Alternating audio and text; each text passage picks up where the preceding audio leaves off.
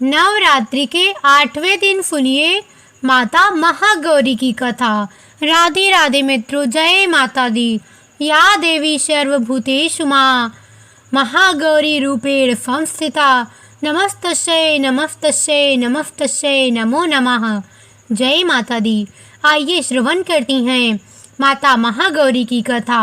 ओम नमः शिवाय। प्रिय भक्तगणों, आज शारदीय नवरात्रि की अष्टमी तिथि है और आज महाअष्टमी का दिन शिवप्रिया माता महागौरी को समर्पित है। आज के दिन पूरे भक्ति भाव से माता महागौरी की पूजा करने और कथा का श्रवण करने से व्यक्ति को धन ऐश्वर्य की प्राप्ति होती है, जीवन में सुख समृद्धि की प्राप्ति होती है, सभी प्रकार के कष्ट दूर हो जाती हैं और अमोघ फल की प्राप्ति होती है। वैवाहिक जीवन सुखमय हो जाता है। आज मैं आप सभी को सुनाने जा रही हूँ अश्विन नवरात्रि के अष्टमी के दिन सुनी जाने वाली माता महागौरी की दुर्लभ पौराणिक व्रत कथा। आप सभी श्रोताओं इन कथाओं को बड़ी श्रद्धा तथा प्रसन्नचित मन से पूरा अवश्य सुनिए। इससे सभी प्रकार की मनोकामनाओं की पूर्ति होती है। कथा को आधा अधूरा छोड़े बिना कथा का पूरा श्रवण करें।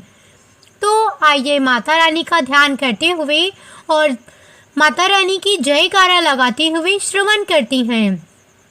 प्रिय श्रोताओं, देवी भागवत पुराण के अनुसार शुंभ और उसके छोटे भाई निशुंभ नामक दो असुरों ने इंद्रलोक पर आक्रमण कर दिया था। देवताओं को पराजित करके इन असुरों ने स्वर्गलोक पर कब्जा कर लिया था और देवताओं को वहां से भगा दिया। स्वर्ग से निकलने के बाद देवता इधर उधर भटक रहे थे, दुखद स्थिति में थे। तब देवताओं को ध्यान आया कि माँ दुर्गा ने महिषासुर का वध करने के बाद उन्हें वरदान दिया था कि जब भी आप लोगों के ऊपर कोई संकट आएगा तो मैं तुम लोगों की सहायता करूंगी, तुम्हें उस दुख से उबारूंगी। इसके बाद सभी देवता हिमालय पर्वत के पास गंगा तट पर जाकर देवी माँ की स्तुति करने लगे। इधर भगवान शिव देवताओं का हाल जानते थे कि केवल माता पार्वती ही देवताओं को कष्ट से मुक्ति प्रदान कर सकती हैं। अब भगवान शिव माता पार्वती से यह सब बातें कैसे कहें, क्योंकि देवी माँ पार्वती अपने गृहस्थी में इतनी रम चुकी थी कि वे तो भूल चुकी थी कि वे माता पत्नी और गृहिणी होने के साथ साथ जगत जननी है, माँ अंबिका है। उन्हें सभी जगत का कल्याण करना है। अब इसके लिए भगवान शिव ने माता पार्वती को व्यंग करते हुए कहा, देवी आज तो तुम काली की तरह लग रही हो, तुम्हारा गौरव कहाँ गया? जब से तुम काली का रूप धारण की थी तब से तुम्हारी काया धूमिल हो गई है। भगवान शिव के इस मजाक से देवी माँ पार्वती नाराज हो गई और कहा, आपने मुझे काली क्यों कहा? मैंने तो सोचा था कि आप मुझे हर रूप में प्रेम करती हैं, किंतु आज आपने मेरा उपहास किया। अब मैं आपको गौरी होकर दिखाऊंगी। गौर वर्ण प्राप्त करने के लिए माता पार्वती हिमालय पर तपस्या करने चली गई। तपस्या भी उन्होंने भगवान शिव की भगवान शिव ने उनकी तपस्या से प्रसन्न हुए और कहा, तुम गंगा स्नान करके आओ, इससे तुम्हें गौर वर्ण प्राप्त होगा। प्रिय भक्तगणों, शुंभ और निशुंभ का वध करने के लिए भगवान शिव ने यह लीला रची थी। जब माता पार्वती गंगा स्नान कर रही थी तभी सभी देवता भी आदि शक्ति की आराधना कर रहे थे। माता पार्वती ने देवताओं से पूछा, आप सभी किसकी स्तुति कर रहे हैं और आप क्या विपत्ति आई है?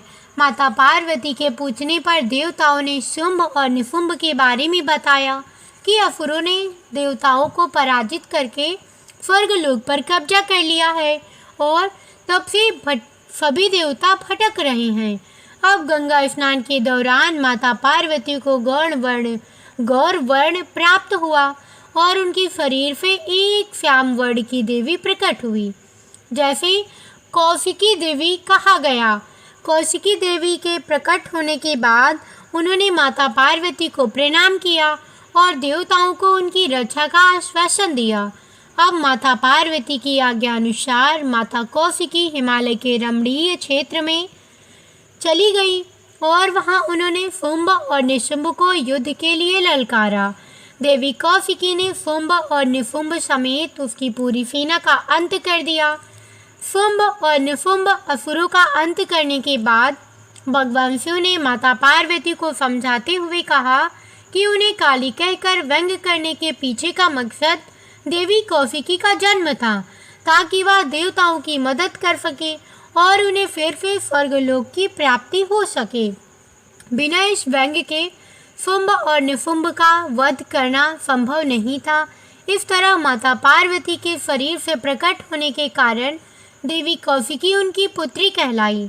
देवी कौशिकी को उग्र तारा या महोग तारा कहा जाता है।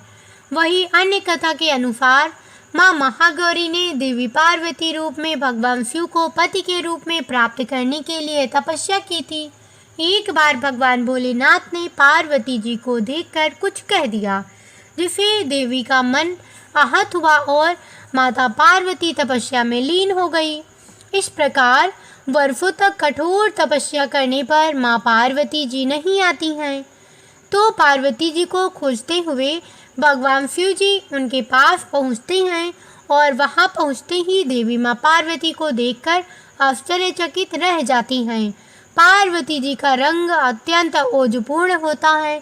उनकी छटा चांदी के समान श्वेत और कुंदन के फूल के समान दिखाई पड़ती है। उनके वस्त्र और आभूषण से प्रसन्न होकर भगवान शिव देवी उमा को गौर वर्ण प्रदान कर देती हैं और देवी विद्युत के समान अत्यंत कांतिमान और गौर वर्ण की हो जाती हैं तथा तभी से इनका नाम गौरी पड़ा। महागौरी रूप में देवी स्नेहमय, शांत और मृदुल दिखाई देती हैं। वही महागौरी जी से संबंधित एक अन्य कथा भी प्रचलित है। इसके अनुसार एक सिंह काफ़ी भूखा था। वह भोजन की तलाश में वहां पहुंचा, जहां देवी उमा तपस्या कर रही थी। देवी को देखकर सिंह की भूख बढ़ गई, परंतु वह देवी की तपस्या से उठने का इंतजार करते हुए वहीं बैठ गया। इस इंतजार में वह काफ़ी कमज़ोर हो गया। देवी माँ जब तब से उठी तो सिंह की दशा देखकर उन्हें उस पर बहुत दया आ गई और माँ उसे अपनी सवारी बना लेती हैं, क्योंकि एक प्रकार से उसने भी तपस्या की थी। इसीलिए देवी गौरी का वाहन बैल और सिंह दोनों हैं। माँ दुर्गा का अष्टम स्वरूप महागौरी है। महागौरी की 4 भुजाएं हैं। इनकी दाई भुजा अभय मुद्रा में है और नीचे वाली भुजा में त्रिशूल है। बाई भुजा में डमरू और नीचे वाली भुजा से गौरी भक्तों की प्रार्थना सुनकर वरदान देती हैं। जो स्त्री इन देवी की पूजा भक्ति भाव सहित करती हैं, उसके सुहाग की रक्षा देवी माँ स्वयं करती हैं। यदि वीडियो पसंद आई हो तो वीडियो को लाइक अवश्य करिए। कुंवारी कन्या माँ की पूजा करती हैं तो उसे योग्य वर प्राप्त होता है। पुरुष जो देवी गौरी की पूजा करती हैं, उनका जीवन सुखमय रहता है। देवी उनके पापों को जला देती है और शुद्ध अंतःकरण देती हैं। माँ अपने भक्तों को अक्षय आनंद और तेज प्रदान करती हैं। इनका पुरुष गौर है, इसीलिए यह महागौरी कहलाती हैं। जय हो माता महागौरी। माता महागौरी इस महाअष्टमी व्रत को यह कथा पूर्ण करती है। इस कथा के अनुसार बहुत समय पहले की बात है। दक्षिण भारत में रामेश्वर में समुद्र तट पर एक गांव था। उस गांव में रत्नाकर पंडित रहते थे। पंडित रत्नाकर शिव जी और माता आदि शक्ति के बड़े अनन्य भक्त थे। उस गांव में पंडित रत्नाकर का मान सम्मान तो बहुत था, पर उनकी कोई संतान नहीं थी। पंडित रत्नाकर की पत्नी हमेशा माँ आदि शक्ति से संतान की मन्नत मांगती रहती थी। उन्होंने लगातार कई वर्षों तक माँ की पूजा अर्चना की। कई सालों से संतानहीन पंडित रत्नाकर की पत्नी की प्रार्थना एक दिन माता ने सुन ली और वह गर्भवती हो गई। तो एक रात पंडित रत्नाकर के सपने में एक बालिका ने आकर कहा, मैं तुम्हारे घर में आ रही हूँ, पर मेरी एक शर्त है। मैं जो कुछ करना चाहूँ तुम मुझे रोकोगे नहीं। पंडित रत्नाकर को यह आभास हो गया था कि माँ आदिशक्ति के सत्य, रज और तम को दिखाने वाले 3 रूप महासरस्वती, महालक्ष्मी और महादुर्गा ने मिलकर ही इस कन्या का रूप लिया है। समय आया और माता की कृपा से इस दिव्य कन्या का जन्म हुआ। पंडित रत्नाकर को यह पता चल गया था कि यह कन्या माँ आदिशक्ति ने धर्म को की रक्षा के लिए प्रकट की है। पंडित रत्नाकर उसी भाव से कन्या का लालन पालन करने लगे। तीनों महाशक्तियों के मिलन के उस स्वरूप को उन्होंने त्रिकुटा नाम दिया और उस बच्ची का नाम त्रिकुटा रखा गया। त्रिकुटा का स्वभाव जन्म से ही अनोखा था। बचपन से ही वह पूजा पाठ और धार्मिक कार्यक्रमों को देखकर प्रसन्न होती थी। त्रिकुटा को यह पता चल गया था कि भगवान विष्णु ने भगवान श्री राम के रूप में धरती पर अवतार ले लिया है। त्रिकुटा ने यह संकल्प ले लिया कि वह भगवान श्री राम से विवाह करेंगी, अन्यथा आजीवन कुंवारी ही रहेंगी। त्रिकुटा ने अपने पिता से कहा कि वह रामेश्वर के तट पर रहकर तपस्या करना चाहती हैं। शर्त के मुताबिक पंडित रत्नाकर ने उसे रोका नहीं। 10 वर्ष की उम्र से ही त्रिकुटा समुद्र तट पर एक कुटिया बनाकर रहने लगी और भगवान श्री राम को पति मानकर उनको पाने के लिए कठोर तपस्या करने लगी। इसी तरह कठोर तपस्या करते करते त्रिकुटा को बहुत वर्ष बीत गए। सीता हरण के बाद भगवान श्री राम अपने भाई लक्ष्मण और 7 वानर सेना लेकर सीता की खोज करते हुए रामेश्वर पहुँचे। श्री राम को पुल बांध जाने तक वहां ठहरना था। भगवान एक दिन विचरण कर रहे थे, तभी समुद्र तट पर एक तेजस्विनी ध्यानमग्न कन्या को देखकर बहुत चकित हुआ। उस कन्या के तप से वह स्थान अलग ही रोशनी से प्रकाशित हो रहा था। भगवान श्री राम उस कन्या से पूछा, तुम कौन हो देवी, और इतनी कम उम्र में इतनी कठोर तपस्या क्यों कर रही हो? ऐसी क्या अभिलाषा है जिसके लिए ऐसा घोर तप करने को विवश हो? उस कन्या ने भगवान को नम्रता पूर्वक प्रणाम करके अपना परिचय पंडित रत्नाकर की पुत्री त्रिकुटा के रूप में दे दिया और फिर अपनी प्रतिज्ञा बताई। त्रिकुटा जान गई थी कि उनके सामने साक्षात भगवान श्री राम जी ही खड़े हैं, इसलिए उन्होंने निवेदन किया कि आप मुझे पत्नी के रूप में स्वीकार कर लें। अब आइए श्रवण करती हैं इसकी आगे की कथा। इस पर भगवान श्री राम ने कहा, हे देवी, यह संभव नहीं है। मैं एक पत्नी के संकल्प से बंधी हूँ। अपनी पत्नी के अपहरण को दंड देने के लिए यहाँ तक सेना सहित आया हूँ। त्रिकुटा को यह सुनकर बड़ा ही दुख हुआ। त्रिकुटा ने अपने कठोर तप का वास्ता दिया और भगवान से विवाह करने की पुनः याचना की। त्रिकुटा ने कहा, प्रभु, क्या मेरा यह तप व्यर्थ हो गया? मेरे तप में क्या वह शक्ति नहीं है कि आपको प्राप्त कर सकूं? मेरा तप अभी कम है, तो मैं इसे और कठोर करूंगी और तब तक जारी रखूंगी जब तक मेरी अभिलाषा पूरी नहीं हो जाती। भगवान श्री राम ने कहा, जब मैं सीता का पता लगाकर लौटूंगा तब तुम्हारे पास आऊँगा। यदि तुम मुझे पहचान लोगी तो मैं तुम्हारी इस बात पर सही निर्णय करूँगा। त्रिकुटा को इस बात से बड़ी ही प्रीति हुई कि उनका तप सफल है। भगवान शिव ने उन्हें वरदान दिया है। अब उन्हें अपने स्वामी की प्रतिज्ञा में सफल होना है। इस प्रसन्नता के भाव से भरकर त्रिकुटा का उत्साह और भी बढ़ गया। त्रिकुटा ने और कठिन तपस्या करनी शुरू कर दी। उनके तप का प्रभाव ऐसा था कि उनकी कुटिया के आसपास का पूरा क्षेत्र एक अलग ही प्रकाश से प्रकाशमान होता था। अब भगवान श्री राम ने रावण का वध किया और विभीषण को लंका का राजा बना कर अपनी पत्नी और भाई और समस्त सेना के साथ वह अपनी अयोध्या नगरी लौटने की तैयारी करने लगे।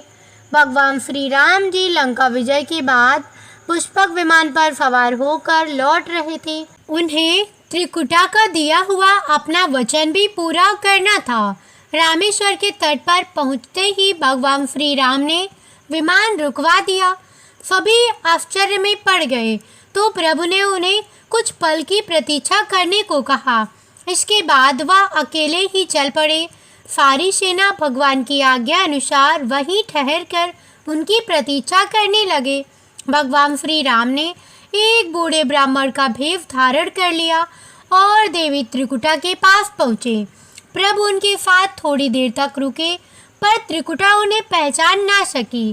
तब भगवान श्री राम अपने असली रूप में आ गए और उन्होंने त्रिकुटा से कहा, देवी, मैं आपको दिए वचन के अनुसार आपके पास आया था, परंतु आप इस परीक्षा में सफल नहीं हुई। वैसे भी इस जन्म में सीता से विवाह कर मैंने एक पतिव्रत का प्रण लिया है, इसीलिए तुम्हारे साथ विवाह तो असंभव ही था। देवी त्रिकुटा कुछ निराश हो गई। भगवान ने उन्हें उनकी मनोस्थिति समझ ली और मधुर वचन में बोले, हे देवी, आपको निराश होने की आवश्यकता नहीं है। तुम्हारा यह संकल्प मैं पूरा करूंगा, लेकिन इस युग में तो मैं एक ही पत्नी व्रत धारी होने के कारण विवश हूँ। लेकिन कल युग में मैं जब कल्कि के रूप में अवतार लूँगा, तब मैं तुम्हें अपनी पत्नी के रूप में अवश्य स्वीकार लूँगा। तब तुम हिमालय स्थित त्रिकुट पर्वत पर जाकर तप करो और मेरे अवतार की प्रतीक्षा करो। भगवान श्री राम ने त्रिकुटा को वरदान देते हुए कहा, तुम भक्तों के कष्ट और दुखों का नाश करते हुए इस संसार का कल्याण करती रहो। श्री विष्णु का अंश होने, उनके कुल में अवतार होने तथा विष्णु पूजन होने के नाते सारा संसार तुम्हें माता वैष्णव देवी के नाम से पूजा करेगा। जो भी भक्त भक्ति भाव से तुम्हारी पूजा अर्चना करेंगे, उन्हें तुम सर्वस्व प्रदान करोगी। भगवान श्री राम यह वरदान देकर चले गए। त्रिकुटा भगवान श्री राम से मिले इस वचन से अत्यंत प्रसन्न थी। उन्होंने प्रभु के आदेशानुसार संसार के कल्याण का संकल्प लिया। त्रिकुटा उत्तरी भारत के माणिक पर्वत श्रृंखला के 3 पहाड़ियों वाले त्रिक पर्वत पर तप के लिए आ गई। वहीं पर माता वैष्णो देवी के नाम से विराजमान है। भगवान श्री राम का वरदान होने के कारण वैष्णो देवी भक्तों की सभी मनोकामनाएं पूरी करती हैं, इसीलिए माता का स्वरूप कुंवारी है। त्रिकुटा भगवान श्री हरि के कल की अवतार की प्रतीक्षा कर रही हैं। तो एक बार प्रेम से बोलिए, अम्बे माता की जय। जय हो अम्बे माँ। अपने सभी भक्तों की मनोकामनाएं पूर्ण करने वाली, रक्षा करने वाली, उन्हें सुख शांति और समृद्धि प्रदान करने वाली, प्रिय भक्तगणों, इसके साथ ही अब अन्न धन का भंडार करने वाली माता अन्नपूर्णा की कथा का श्रवण करते हुए कथा का समापन करती हैं। प्राचीन काल की बात है। पुरुषोत्तमपुर नामक ग्राम में एक बहुत धर्मात्मा सेठ जी रहा करते थे। उनके 5 पुत्र थे और एक सबसे छोटी पुत्री थी और उसका नाम गौरी था। सेठ जी का भरा पूरा परिवार था। सेठ जी ने अपने सभी 5 पुत्रों का विवाह कर दिया था और जब छोटी बेटी गौरी विवाह के योग्य हुई तो उन्होंने उसका विवाह एक दूसरे नगर के अपने ही समान धनी परिवार में कर दिया। अब सेठ जी की पुत्री गौरी दुल्हन बनकर जिस घर में गई, उसका पति अपने माता पिता का इकलौता पुत्र था। अब गौरी बड़े ही प्रसन्नतापूर्वक अपने ससुराल में रहने लगी। गौरी बड़ी ही सदाचार, गुणवान तथा रूपवती थी। एक दिन की बात है, जब 1.25 महीना हो गया, तब सास ने गौरी को रसोई संभालने के लिए दे दिया। रसोई की सारी बातें समझा दी। गौरी अपनी सासू माँ का पाँव छूकर रसोई में प्रवेश करती है। तब सास ने कहा, बहू, रोज सुबह जल्दी उठकर पूजा पाठ करके रसोई में प्रवेश करना, फिर खाना बनाना। रोटी बनाते समय पहली रोटी गाय को और अंतिम रोटी कुत्ते को बनाना मत भूलना। इस प्रकार सास ने गौरी को सब कुछ समझा दिया। अब देखिए, गौरी 4 लोगों के लिए खाना बनाती है और खाना बनाकर अपने पूरे परिवार को खिलाती है। जब अंत में खुद खाने के लिए बैठी, तब वह देखती है कि उसके लिए तो रोटी बची ही नहीं। अब क्या करे? वह चावल, दाल और सब्जी खाकर पानी पी लेती है।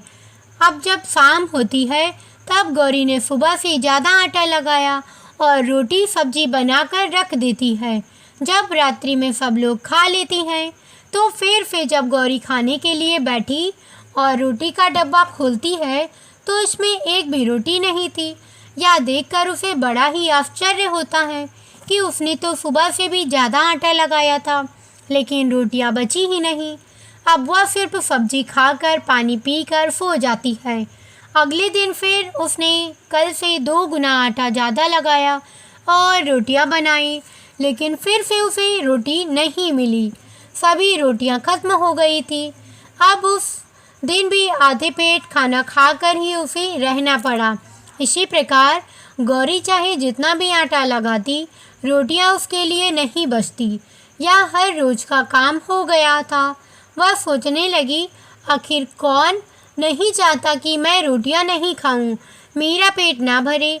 गौरी इस आस में आटा ज़्यादा लगाती थी कि किसी न किसी दिन तो उसे रोटियां मिलेंगी, किंतु ऐसा नहीं होता है। ऐसा करते करते वह बहुत कमज़ोर और दुबली पतली हो गई।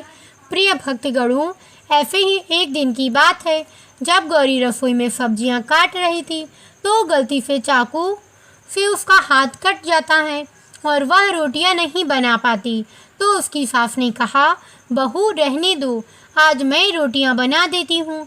तो गौरी ने कहा, नहीं सासू माँ, आटा लगा दीजिए, मैं रोटियां बना दूंगी। प्रिय भक्तगणों, सास ने आटा लगाया और फिर बहू को दे देती है। बहू रोटियां बनाकर तैयार कर देती है। घर के सभी सदस्य रात के समय जब खाना खाने लगती हैं, तब सब लोग जब खाना खा लेती हैं, तब बारी आती है गौरी की खाने की।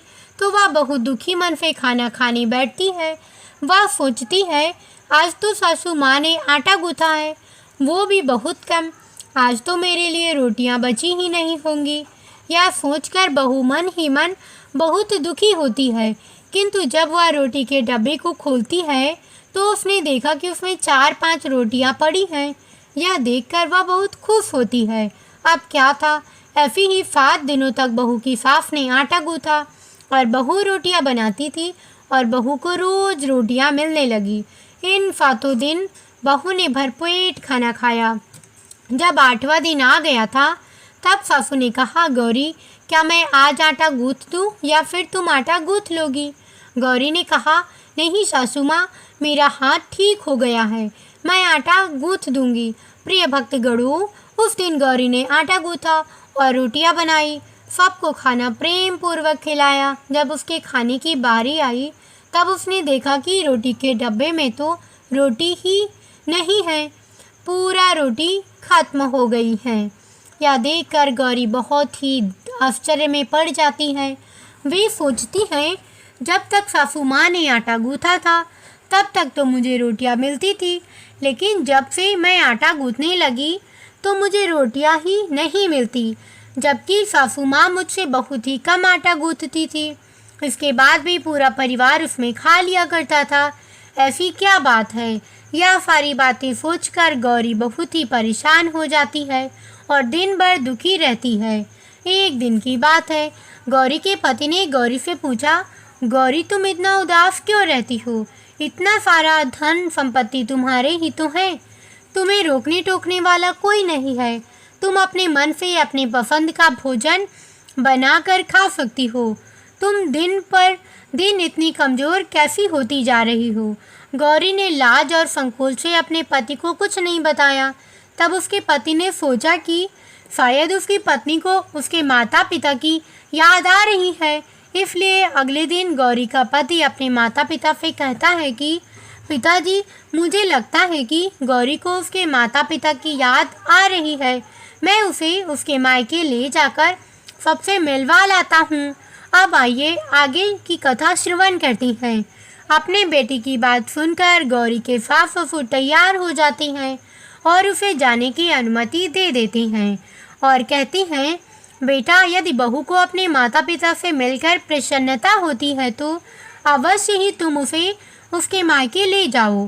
अब गौरी का पति अपनी पत्नी को लेकर उसके मायके जाता है।